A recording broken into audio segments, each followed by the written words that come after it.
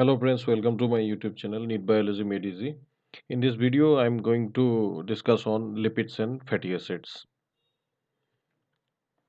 So lipids are the heterogeneous group of compounds which include fats, oils, waxes, etc., which are mostly insoluble or very less soluble in water. But at the same time, they are soluble in certain non-polar solvents such as ether, methanol, acetone, chloroform, etc. And they are one of the most important dietary requirements because of their high energy value. So basically, they are classified into three groups: simple lipids, complex lipids, and derived lipids. So simple lipids are nothing but the esters of fatty acids with various alcohols. Complex lipids are the esters of fatty acids containing groups in addition to an alcohol and a fatty acid. Then we have derived lipids, which are hydrolyzed product of simple and compound lipids, and these include fatty acids, glycerol, steroids, other alcohols, fatty aldehydes, ketone bodies, hydrocarbons, etc. So here in this slide, I'll try to explain the basic structure of simple lipid. So, as I have already said that simple lipids are the esters of fatty acids with various alcohols. So here we have fats, which are esters of fatty acids with glycerol. Then oils are nothing but fat, but in liquid state under room temperature. Then we have waxes, which are esters of fatty acids with higher molecular weight, monohydric alcohols. So let's draw the structure of fat.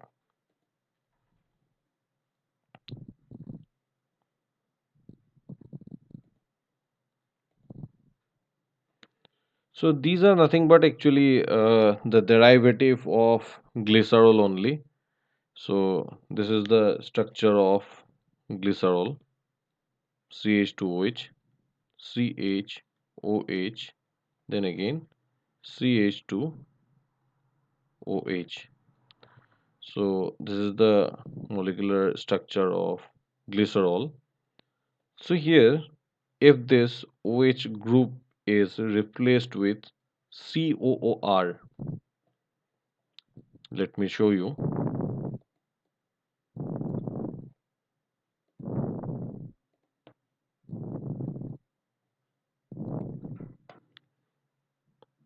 So instead of OH, if we put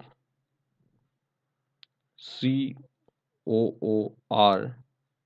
like this, so this becomes our mono acyl glycerol. Mono acyl glycerol. So this is the structure of monoacyl glycerol, and this particular bond is called ester bond. Ester bond. So this is the structure of monoacyl glycerol. Then again, if in this position, if we add one more COOR group, so it will become diacyl glycerol. Then if we add one more up here, so it will become triacyl glycerol. So this triacyl glycerol is also known as fat. So let us draw the diagram once again, draw the structure once again.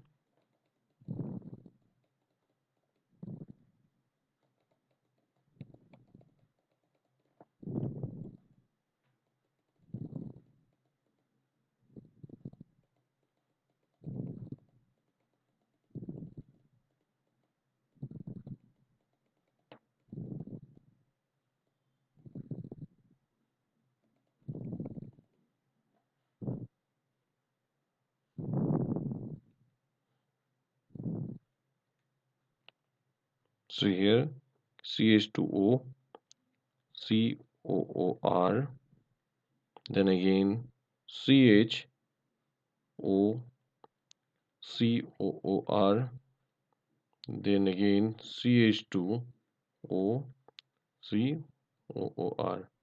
So this is the structure of triacyl glycerol, or we can call it fat.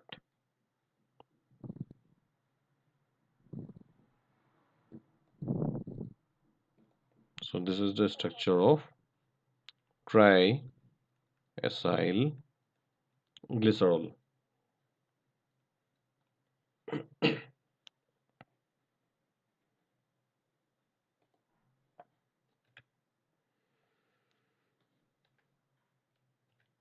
Then we have complex lipids. These are the esters of fatty acids containing groups in addition to an alcohol and a fatty acid. So we have phospholipids, glycolipids, sphingolipids. So let's discuss about phospholipid with an example. In this diagram, I am showing you the molecular structure of phospholipid.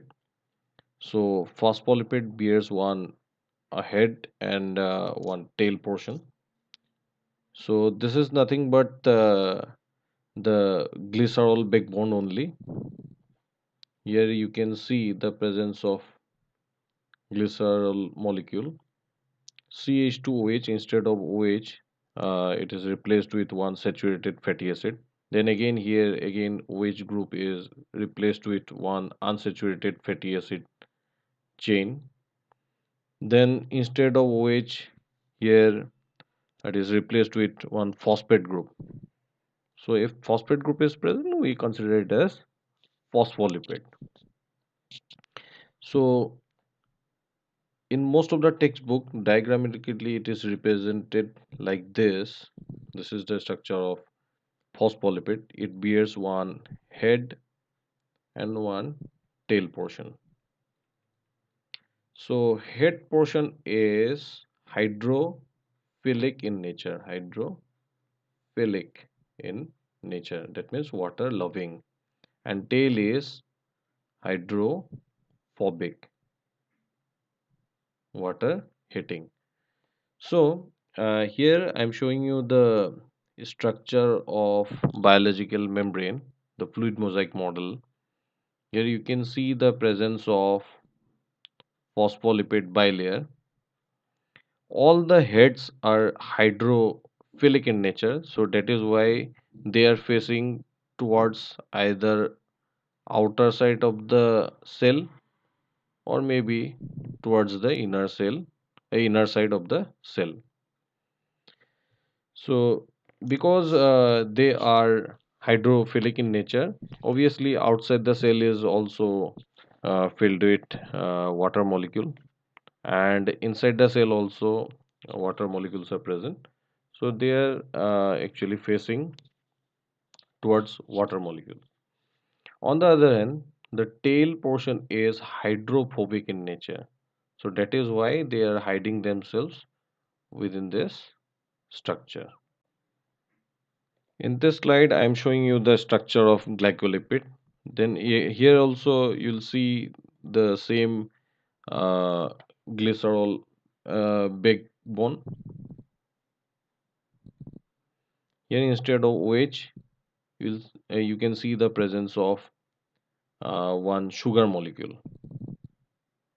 So that is why it is called glycolipid. Glyco means sugar, glycolipid. Next, we have derived lipid. So, derived lipids are hydrolyzed product of simple and compound lipids. They include fatty acid, glycerol, sphingosine, and steroid derivatives. Out of these many molecules, steroids are very, very important. They consist of cyclopentane perhydrophenanthrene ring, tetracyclic skeleton.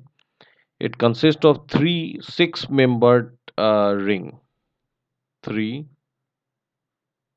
six-membered ring called ABC rings, and one five-membered ring which is designated with D. So here you can see the presence of three, six membered ring. So these are all hexagonal ring. One, two, three. So they are designated with A, B, and C. Then we have one five-membered ring, which is D. This is the basic steroid building blocks. Then we have sterols. So steroid alcohols are a subgroup of steroids with a hydroxyl group at the 3 position of the A ring. So here, this is the A ring, this is A ring, and here which group is present. Next is classification of fatty acids.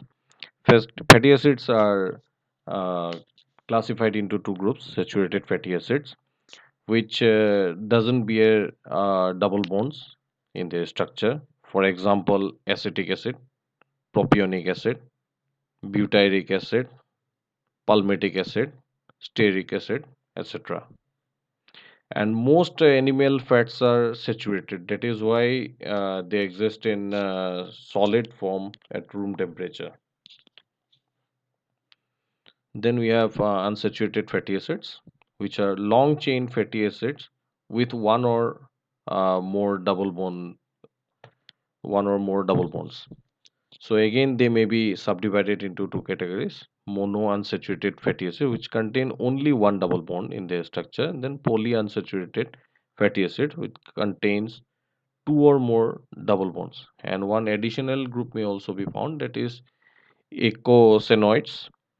They are formed from 20 carbon polyunsaturated fatty acids and make up an important group of physiologically and pharmacologically active compounds, basically known as prostaglandins. So these are also important. So here, from this table, you can expect to get one or two questions in entrance exam. So here I have mentioned some of the name of unsaturated fatty acids: oleic acid, which contains only one double bond; linoleic acid, which contains two double bond. Here also I have mentioned the position of double bond. So the double bonds may be found in the 9th carbon and then 12th carbon position. Then we have linolenic acid. It bears three double bonds. Then arachidonic acid, which bears four double bonds. Then the most important point from this chapter is saponification. So saponification is the process of conversion of fats, oil, or lipids into soap and alcohol in presence of aqueous alkali such as sodium hydroxide, potassium hydroxide, etc. under heat. So this process is called saponification, and through this process, soaps are formed, and these soaps are nothing but the salts of fatty acids only. Then the next important point is saponification number, which is nothing but the number of milligrams of alkali required to completely saponify 1 gram of fat. So this amount is called saponification number. These 2 points are very, very important from exam point of view. Here I am showing you how saponification is done. So here you can see triglyceride structure, which is nothing but fat. Then if it is heated in presence of potassium hydroxide or sodium hydroxide, in presence of alkali basically, so it will form glycerol and then soap. So soap is nothing but the salt of fatty acids. So here I have mentioned some of the important points for revision. So basically fat is stored in adipose tissue. So name of this tissue is important. This is fat storing tissue in our body. It also serves as a thermal insulator in the subcutaneous tissues. So that is why the amount of fat is more in aquatic animals, because they have to survive very low temperature. Then nonpolar lipids acts as electrical insulators, allowing rapid propagation of depolarization waves along myelinated nerves. So here In this diagram, I have shown you the structure of nerve cells. So nerve cells are just like the electrical cables that bears signals in the form of electrical impulse. So these nerve cells are coated with myelin sheet. So these myelin sheets are nothing but actually they are lipids. Then lipoproteins, which are nothing but the combinations of lipids and proteins, are the important constituents of biological membrane. So in biological membrane, you can find the presence of phospholipid bilayer. Then the glands, which is present in our skin, which produces waxy material, are known as sebaceous glands. So this is important, and the waxy substance which is excreted by sebaceous glands are collectively considered as sebum. And earwax is also secreted by sebaceous glands only. Then we have beeswax, also known as cera alba, is a natural form of wax produced by honeybees. This is also important point. Then the major constituents of beeswax are palmitate, palmitoleate, and long chain oleate esters of aliphatic alcohols. So these 2 points are very, very important. So these are the references. Thank you for watching my video. Please like, subscribe my channel. Thank you.